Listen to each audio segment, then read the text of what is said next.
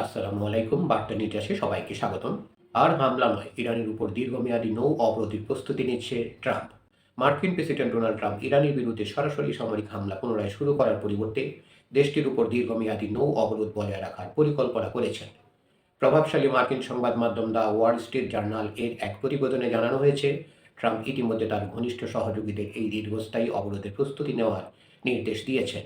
এই কৌশলের মূল লক্ষ্য হল ইরানের বন্দরগুলোতে পণ্যবাহী জাহাজ চলাচল কঠোরভাবে নিয়ন্ত্রণ করে দেশটির অর্থনীতি এবং তেল রপ্তানির উপর প্রচণ্ড চাপ সৃষ্টি করা। ওয়াশিংটন মনে করছে যুদ্ধের চেয়ে এই অর্থনৈতিক ও নৌ অবরোধ তেহরানের আলোচনায় বসতে বাধ্য করবে। প্রতিবেদনে উল্লেখ করা হয়েছে, তেহরানের উপর আরোপিত শর্তগুলো থেকে সরে আসতে ট্রাম্প এখনও নারাজ। বিশেষ করে ইরানের ইউরেনিয়াম সমৃদ্ধকরণ কর্মসূচি অন্তত ২০ বছরের জন্য স্থগিত রাখার যে দাবি যুক্তরাষ্ট্র করছে, তা থেকে পিছু হটার কোনো ইঙ্গিত দেননি তিনি। ট্রাম্পের নীতি নির্ধারকদের মতে সামরিক অভিযানের চেয়ে এই মুহূর্তে অবরোধ বজায় রাখা অনেক কম ঝুঁকিপূর্ণ এবং এটি দীর্ঘমেয়াদে ইরানের জ্বালানি খাতের মেরুদণ্ড ভেঙে দিতে সক্ষম হবে।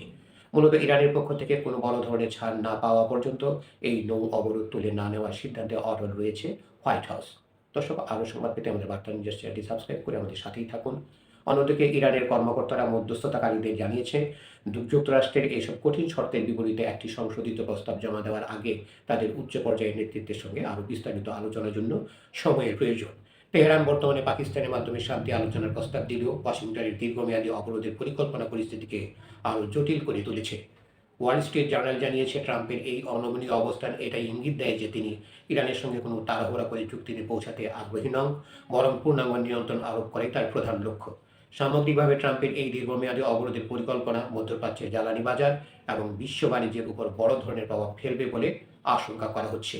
যেহেতু হরমুজ প্রণালী ও পার্শ্ববর্তী সমুদ্র পথগুলো দিয়ে বিশ্বের তেলের একটি বড় অংশ পরিবাহিত হয়, তাই এই অবরোধ দীর্ঘায়িত হলে তেলের দামের অস্থিরতা বজায় থাকবে। বিশ্লেষকদের মতে, ট্রাম্প প্রশাসন সামরিক শক্তি ব্যবহারের বদলে এখন অর্থনৈতিক যুদ্ধের মাধ্যমে ইরানকে কোণঠাসা করার চূড়ান্ত কৌশল গ্রহণ করেছে। এখন দেখার বিষয় হলো ইরানের পরবর্তী পদক্ষেপ এবং তাদের সংশোধিত প্রস্তাব এই উত্তপ্ত পরিস্থিতির মোড় কতটা ঘোরাতে পারে। ধন্যবাদ সবাইকে এতক্ষণ ধরে আমাদের সাথে থাকার জন্য। আরও সংবাদ পেতে আমাদের বার্তা নিউজ চ্যানেলটি সাবস্ক্রাইব করে আমাদের সাথেই থাকুন।